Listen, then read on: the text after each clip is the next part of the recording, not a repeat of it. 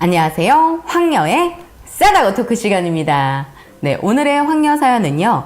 남편의 이중생활을 알게 된 어느 한 여성분의 사연입니다. 사연 읽기 전에 구독과 좋아요, 많은 공유 부탁드릴게요. 아주 꼴 같지도 않은 일이 저에게 일어나 버렸네요. 결혼의 한량처럼 살았던 남편이 제대로 제 뒤통수를 쳤고 전 그런 거지 같은 놈을 용서할 수가 없습니다. 결혼 생활 6년 동안 단 한 번도 의심하지 않았고 남편을 존중해 주었지만 저에게 돌아온 건 수많은 치욕이었습니다. 1년 반 연애하고 결혼한 저희는 결혼정보회사를 통해 인연이 되어 결혼까지 하게 되었습니다. 굳이 말하자면 제 스펙이 남편보다는 좋았습니다. 저보다 4살 어린 남편이어서 처음엔 연하라는 말에 별로라고 생각이 들었습니다. 살면서 동갑이나 오빠는 만나봤어도 연하는 만나본 적이 없었기에 조금 걱정을 하긴 했었고요. 그러나 만나다 보니 동생 같은 느낌은 별로 느껴지지 않고 저를 더 배려해주는 부분에서 마음에 들었습니다. 그렇게 결혼을 하게 되었고 시부모님들도 만나보니 좋으신 분들 같았습니다. 조금은 엄격하신 시아버지와 가정에 충실하신 시어머니셨고요. 그런데 시아버지와 남편과의 사이는 그닥 좋아 보이진 않았습니다. 저도 친정에 남동생이 있는데 친정 아버지와 친구처럼 사이도 좋고 같이 운동도 하면서 대화도 많이 하는 편이었거든요. 반면 시아버지와 남편은 서로 말도 잘 섞지 않고 둘이 거실에 앉아 있으면 아무 말도 안 하고 텔레비전만 보더라고요. 저희 집과는 조금 낯선 풍경이라 남편에게 물어보니 예전부터 사이가 그닥 좋지 않았다고 하더라고요. 너무 엄격하시기도 했고요. 더 중요한 건 시아버지가 새아버지셨다는 겁니다. 아주 어렸을 때 시어머니가 남편을 데리고 재혼을 하신 거라고요. 시아버지도 딸 둘 데리고 재혼하신 거였고요. 신우 둘 다 남편보다 누나들이고요. 결혼하고 보니 남편에 대해서 몰랐던 부분들이 있었더라고요. 그래도 다른 평범한 가정집처럼 살아왔었고 큰 문제가 보이진 않았습니다.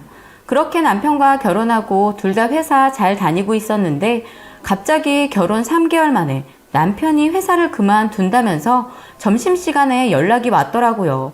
저는 너무 놀라 전화를 걸어보니 받지 않았었고요. 저랑 연애하는 동안에 회사를 한번 그만둔 적이 있긴 했습니다. 그리고 다시 잡은 직장이었는데 갑자기 그만둔다는 메시지를 받으니 놀라긴 했습니다. 그날 저녁 남편과 이야기를 해보니 회사 직원과 안 좋은 일이 계속해서 있다 보니 더 이상은 못 버티고 그만두어야겠다 생각했었다는 겁니다. 조금은 무책임한 남편을 보니 나보다 어리긴 어린가 보다 싶었고요. 일단 남편이 안 벌어도 크게 문제될 건 없었습니다. 그래도 한 집안의 가장으로서 갑자기 일을 그만두었으니 곧 직장을 얻겠거니 싶었습니다. 그러나 일주일이 지나고 한 달이 지나고 몇 개월이 지나도록 남편은 직장에 취직을 하지 않았습니다. 알아본다는 말만 했지 실제로 이력서를 넣고 있는 건지 잘 모르겠더라고요. 그렇게 1년 가까이 집에서 쉬게 되었고 저는 너무 답답해 물어봤습니다. 이력서는 넣고 있는 건지요? 이렇게 오랜 시간 동안 직장이 안 잡힐 수 있나 싶었거든요. 그때가 돼서야 남편이 사실대로 말을 하더라고요. 지금까지 이력서 넣어본 적 한 번도 없었다고요. 전 너무 기가 막혀서 왜 지금까지 사실대로 말을 안 했냐니까 몸도 안 좋고 마음의 병도 생겨 직장에 다닐 수 있는 상태가 아니었다고 했습니다. 왜 그러냐고 물어보니 사실 그만두었던 직장에서 따돌림 같은 걸 당했는데 그 충격으로 직장에 다시 다니더라도 사람을 잘 못 믿을 것 같았고 눈도 잘 못 마주치겠다고 하더라고요. 남편이 직장 그만두고 이유를 물어봤지만 그때는 그렇게 말하지 않았었는데 진실을 듣고 보니 그동안 마음고생이 심했을 것 같아 보였습니다. 전 남편에게 결혼했으면 이제부터는 사실대로 저에게 말해야 된다고 했고 남편도 이젠 거짓말 안 한다고 하더라고요. 어차피 남편이 돈 안 벌어도 먹고 살만 했습니다. 집도 저희 집이었고 제가 벌어오는 돈이 원래부터 남편보다 더 잘 벌었기 때문에 큰 문제 없었습니다. 그런데 1년이 지나고 2년이 지나도 아무것도 안 하는 남편을 보니 너무 안타까워 보이기도 했고 이젠 일을 다닐 수 있지 않을까 싶었습니다.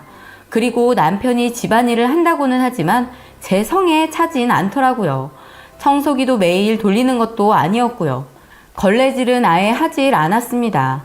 빨래를 해도 서랍 이곳저곳에 마구 접어 넣어둬서 제가 다시 다 꺼내서 정리를 해야만 했습니다. 집안일을 한다고는 하지만 2번 손이 가니 그것도 못 시키겠더라고요. 저도 집에만 있는 남편이 너무 답답해서 이야기를 꺼냈습니다. 최대한 자존심 상하지 않도록이요. 자기 지금 2년 정도 쉬었는데 직장 알아봐야 하는 거 아니야? 아니면 따로 뭐 배우고 싶은 거라도 있어?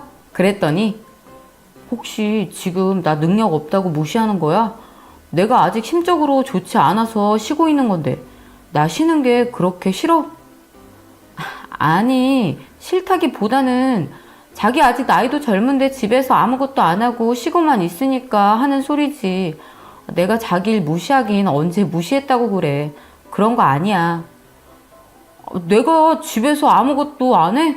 빨래도 하고 집안일도 내가 다 하는데 뭘. 난 내가 잘하는 거 지금 하는 거고 자긴 지금 자기가 잘하는 거 하는 거잖아. 각자 본인이 잘하는 거 하면 되는 거 아니야? 자기 그렇게 꽉 막힌 사람이었어? 그러더라고요. 좀 웃기더라고요. 본인이 집안일을 한다고 말하는 게요. 사실 제대로 하는 것도 없으면서 그렇게 아주 당당하게 말을 하니 화가 나기보다는 웃겼습니다. 황당스럽기도 했고요. 저는 최대한 남편 자존심 건드리기 싫었고 조심해서 말한 건데 너무 당당하게 말을 하니 할 말이 없었습니다.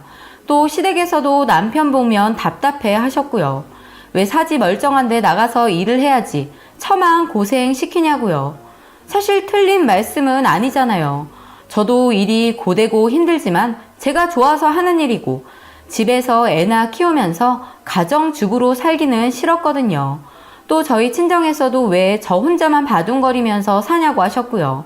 그렇게 말하니 남편 역시 시댁이나 처가에 가는 걸 많이 꺼려하긴 했습니다. 그래도 내가 괜찮다는데 뭐 어떻겠냐 싶었습니다.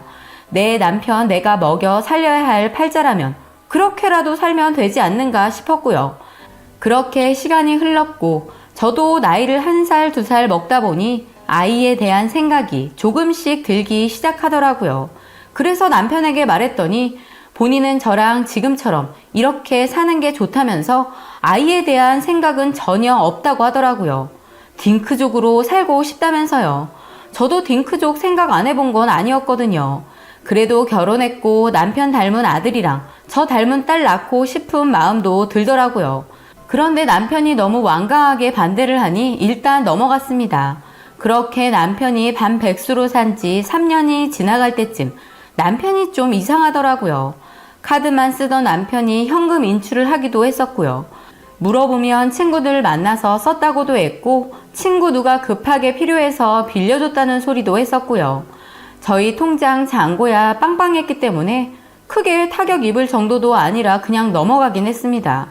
또 가끔 퇴근하고 집에 가면 꼬질꼬질해 보이는 남편을 보니 이상해 보였고요. 옷차림도 항상 멀끔했던 남편이었는데 좀 이상해 보일 때가 많았습니다. 또 양가 부모님들도 이젠 제 나이도 있고 아이를 가져야 하지 않겠냐면서 남편에게 직장이 영 힘들면 가게라도 차려서 해보는 건 어떻겠냐고 하셨었고요. 시댁이 좀 살았거든요. 가게 차려줄 능력 대신이 결국 그런 소리도 하신 거였죠. 멀쩡한 아들이 반백수로 몇 년을 살고 있으니 시부모님 속이 얼마나 상하셨겠어요. 그렇게 남편은 작은 카페 하나를 차리게 되었고 무언가를 하려는 모습을 보니 이젠 많이 좋아졌구나 싶었습니다. 그런데 가끔 카페에 가보면 남편이 알바생들에게 맡겨두고 저녁 늦게가 돼서야 카페에 오는 일이 자주 생기더라고요. 남편 없어도 카페 몫이 좋아서 돈도 잘 벌렸습니다.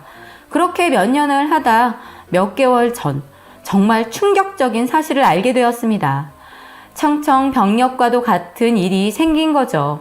회사에서 일하고 있는데 모르는 번호로 전화가 오더라고요. 전화를 받았더니 어떤 여자였고 그 여자는 제 남편의 애를 낳아 키우고 있다는 정말 말도 안 되는 소리를 하더라고요. 저는 처음에 신종 보이스 피싱인가 싶었습니다. 일단 믿기 힘들 것 같으니 만나자고 하더라고요. 애 데리고 저 있는 곳으로 온다면서요. 전 남편에게 전화를 하지 않았습니다. 이건 분명 누군가 장난질을 하는 거다 싶었으니까요.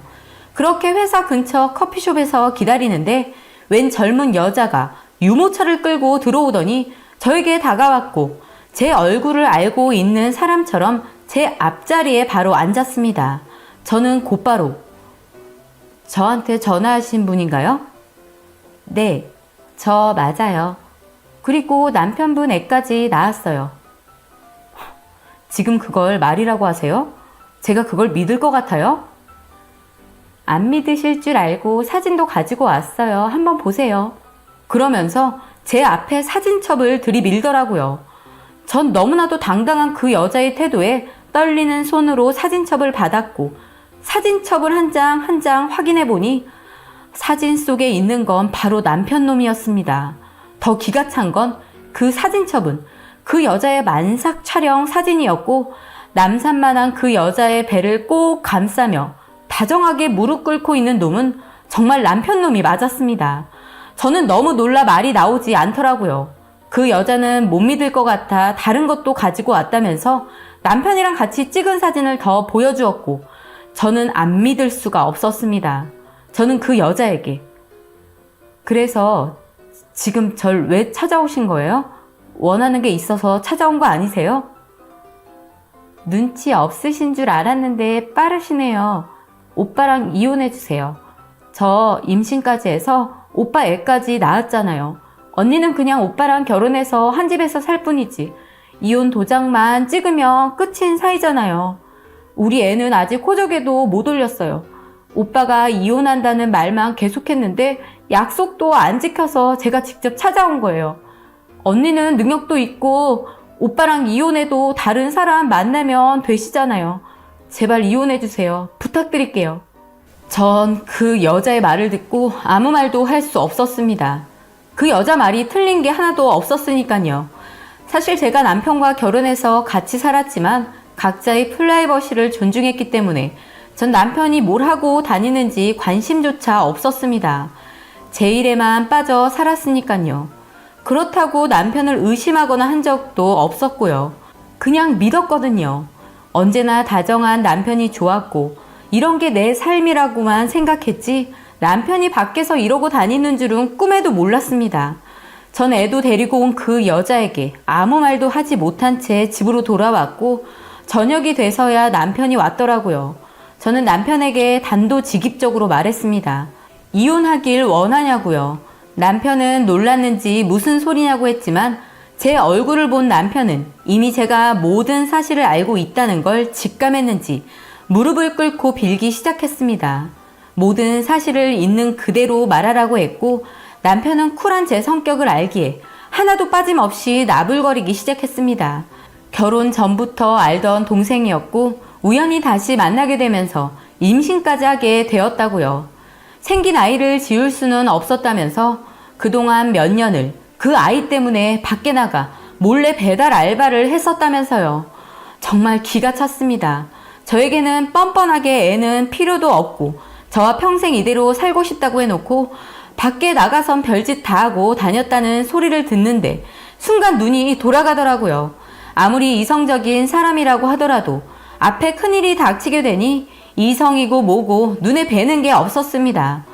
저는 있는 물건 남편에게 다 집어던지고 죽을 때까지 때렸습니다. 반항조차 하지 않은 남편은 미안하다는 말만 하더라고요. 그렇게 남편의 이중생활은 양가 부모님들도 모두 알게 되면서 한바탕 난리가 났었습니다. 시아버지는 남편을 호적에서 파버린다면서 죽도록 얻어맞았고 저희 친정아버지도 화가 나서 경찰 오고 난리가 났었습니다. 전 지금 남편 고소한 상태입니다. 그냥 조용히 넘어갈 수 없을 것 같았습니다. 남편에게 농락당한 것도 억울한데 얌전하게 이혼해줄 수는 없었으니까요. 저의 6년이라는 시간에 대한 보상과 그동안 남편으로서 해야 할 도리도 못 지킨 남편을 용서할 수는 없었습니다. 저에게 이런 거지 같은 일이 생길 줄은 꿈에도 몰랐으며 평생 죗값 생각하면서 살아가라고 소리쳤습니다. 태어난 아이가 있는데 제가 더 이상 남편 놈 잡아봐야 무슨 소용이 있겠어요. 위자료 최대한 넉넉하게 받고 그냥 그런 놈 버려버리는 게 답이라는 걸 알게 되었습니다. 마음의 병은 평생 남겠지만 이 또한 살아가며 치유가 되리라 믿습니다. 제 일에 찌들어 방관한 부분도 없지 않아 있었을 것입니다. 그렇다고 이 모든 잘못이 저 때문은 아니잖아요. 분명 평생 동안 뼈저리게 잘못 느끼며 살길 바랍니다. 라고 사연 올려주셨습니다. 오늘의 사연 여기까지였고요. 많은 공유와 여러분들의 생각이나 느낀 점이 있다면 댓글로 표현해 보시기 바랍니다.